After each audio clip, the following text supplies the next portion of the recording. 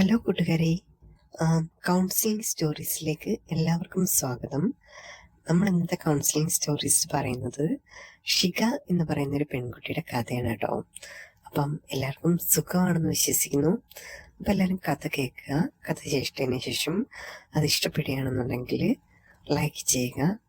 പിന്നെ channel subscribe ചെയ്യാൻ മറക്കരുത് കേട്ടോ. ഷിക എന്ന് പറയുന്ന ആ ഒരു പെൺകുട്ടിയുടെ കല്യാണം കഴിയുന്നത് വെച്ച് 28ാമത്തെ വയസ്സിലാണ്. ആ ഒരു ഏജിൽ കല്യാണം കഴിഞ്ഞതുകൊണ്ട് തന്നെ ചെറിയ ചെറിയ ബുദ്ധിമുട്ടുകളും കാര്യങ്ങളൊക്കെ അവൾക്കുണ്ടായിരുന്നു. അതായത് ഭർത്താവിൻ്റെ വീട്ടിൽ ചെന്നതിന് ശേഷമാണെന്നുണ്ടെങ്കിൽ അവരുമായിട്ട് പൊരുത്തപ്പെട്ട് പോകാനൊക്കെ കുറച്ച് ബുദ്ധിമുട്ടുണ്ടായിരുന്നു. പിന്നെ അമ്മായിയമ്മ കുറച്ച് സീനായിരുന്നു കേട്ടോ. അവളുമായിട്ട് എപ്പോഴും അടിയുണ്ടാക്കലും കാര്യങ്ങളും അങ്ങനെയുള്ള കാര്യങ്ങളെല്ലാം ഉണ്ടായിരുന്നു. അതുകൊണ്ട് തന്നെ ഷികയ്ക്ക് കൂടുതൽ സമയമൊന്നും അവിടെ നിൽക്കാൻ പറ്റുന്നില്ലായിരുന്നു. പിന്നെ ഹസ്ബൻഡിനാണെന്നുണ്ടെങ്കിൽ അവൾ പ്രതീക്ഷിച്ചതുപോലെയൊന്നും ആയിരുന്നില്ല. അയാളിൽ നിന്ന് കിട്ടുന്ന ഒരു കെയറും കാര്യങ്ങളും ഒന്നും കിട്ടാത്തൊരവസ്ഥയിലേക്ക് പോയി ഈ ഒരു പെൺകുട്ടി. പിന്നെ അവളുടെ ഏറ്റവും പ്രശ്നം എന്ന് പറയുന്നത് വെച്ചാൽ അവൾ അത്യാവശ്യം മോഡേൺ ആയിട്ടുള്ള ഡ്രസ്സൊക്കെ ഇടുന്ന ഒരു പെൺകുട്ടിയാണ് കേട്ടോ. അത്യാവശ്യം നല്ല കളർഫുൾ ആയിട്ടുള്ള ഡ്രസ്സും കാര്യങ്ങളൊക്കെ ഇട്ട് ആൾക്കാരുടെ അടുത്തൊരു ആകർഷണമൊക്കെ ചെലുത്തുന്ന ഡ്രസ്സൊക്കെ ഇടുന്ന ഒരാളാണ്. അതുകൊണ്ട് തന്നെ ഹസ്ബൻഡിൻ്റെ അടുത്ത് അവൾ ചോദിച്ചു, അതായത് ഡ്രസ്സും കാര്യങ്ങളൊക്കെ ഇട്ടോട്ടെ എന്ന് കല്യാണത്തിന് മുമ്പേ ചോദിച്ചായിരുന്നു. അപ്പം കല്യാണം കഴിക്കേണ്ട ആ ഒരു ഇതിന് വേണ്ടിയിട്ട് ആളെന്ത് ചെയ്തു, അവളുടെ അടുത്ത് പറഞ്ഞു, നീ ആ ഡ്രസ്സും കാര്യങ്ങളൊക്കെ ഇട്ടോളൂ എന്നിങ്ങനെ പറഞ്ഞു. പക്ഷേ കല്യാണം കഴിഞ്ഞ സമയത്താണെന്നുണ്ടെങ്കിൽ അവൻ്റെ ആ ഒരു ഇതും കാര്യങ്ങളൊക്കെ മാറി കേട്ടോ. ആള് ഭയങ്കര ഇതായിട്ടൊക്കെ അവളുടെ അടുത്ത് കാര്യം പറയാൻ തുടങ്ങി.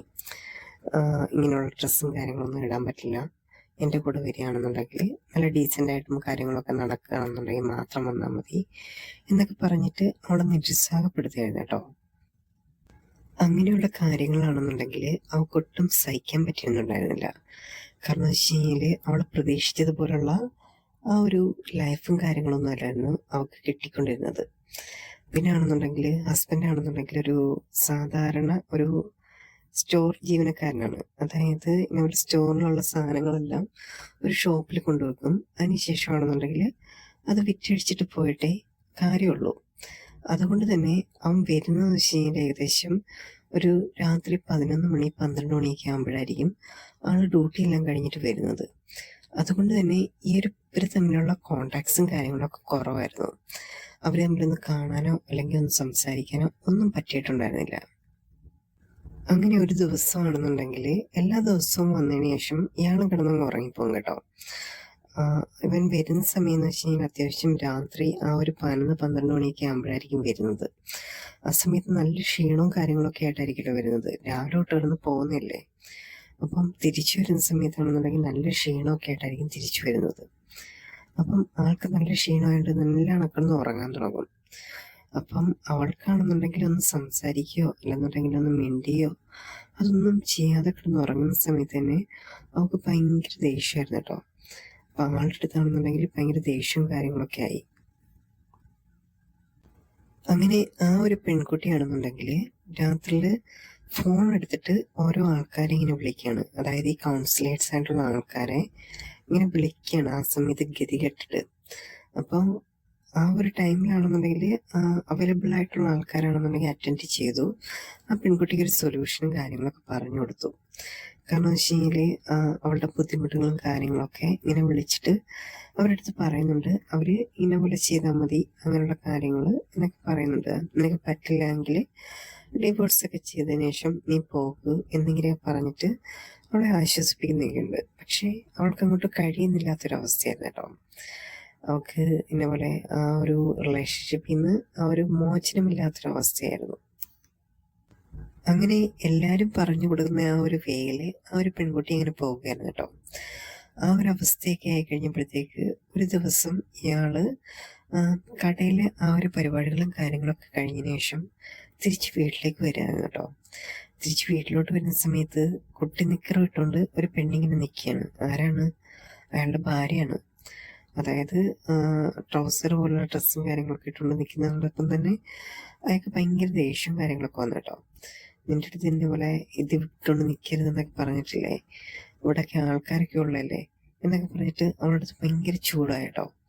ചൂടായ സമയത്ത് ഈ പെൺകുട്ടിയും വയലൻ്റായിട്ട് അങ്ങ് സംസാരിക്കുകയാണ്.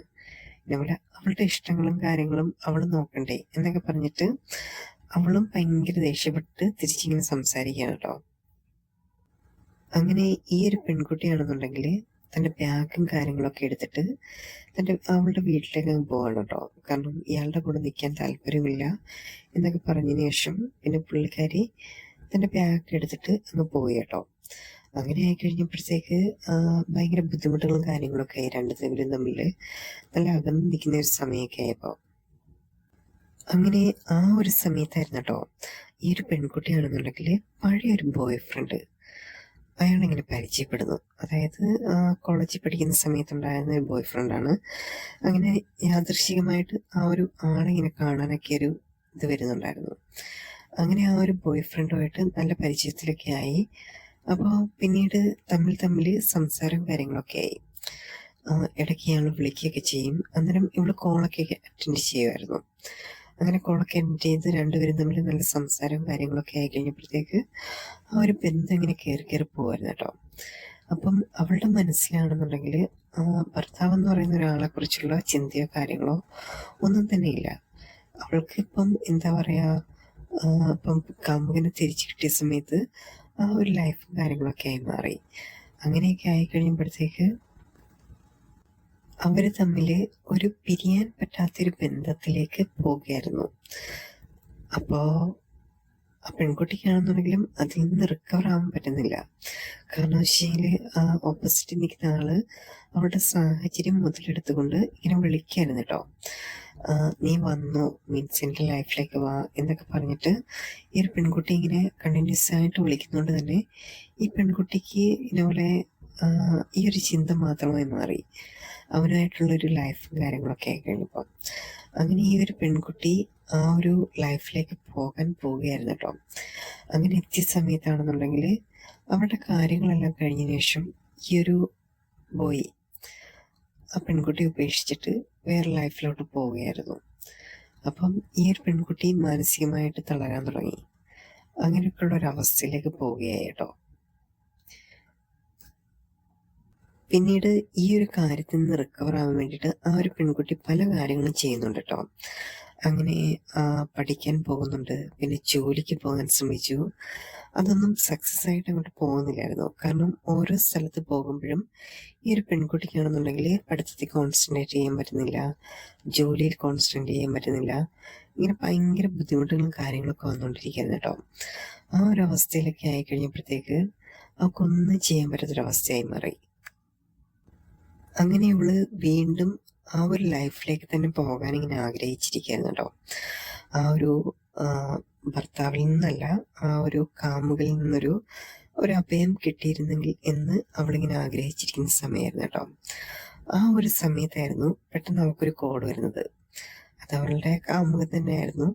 അപ്പം അയാൾ വേറെ ലൈഫിലാണെങ്കിൽ പോലും വീണ്ടും ഇവളെ കോണ്ടാക്ട് ചെയ്യാൻ ശ്രമിക്കുന്നുണ്ട്. അത് മറ്റൊന്നിനും വേണ്ടിയിട്ടായിരുന്നില്ല, അയാളുടെ ഒരു എൻ്റർടൈൻമെൻറ്റിന് വേണ്ടി മാത്രമായിരുന്നു. അങ്ങനെയൊക്കെ ആയ സമയത്താണെന്നുണ്ടെങ്കിൽ വീണ്ടും അവർ തമ്മിൽ കണ്ടുമുട്ടായിരുന്നു കേട്ടോ. അങ്ങനെയൊക്കെ ഒരു അവസ്ഥയായി കഴിഞ്ഞപ്പോഴത്തേക്ക് അവർ തമ്മിലുള്ള ആ ഒരു കോണ്ടാക്ട്സ് വീണ്ടും പുതുക്കി വന്നുകൊണ്ടിരിക്കുകയായിരുന്നു കേട്ടോ. ഈ ഒരു കഥയുടെ ബാക്കി ഭാഗം ഞാൻ അപ്ലോഡ് ചെയ്യുന്നതായിരിക്കും. അപ്പോൾ എല്ലാവരും കഥ കേട്ടവരെല്ലാവരും ഒന്ന് പ്രോത്സാഹിപ്പിക്കുക. അപ്പം എല്ലാവർക്കും നന്ദി, നമസ്കാരം.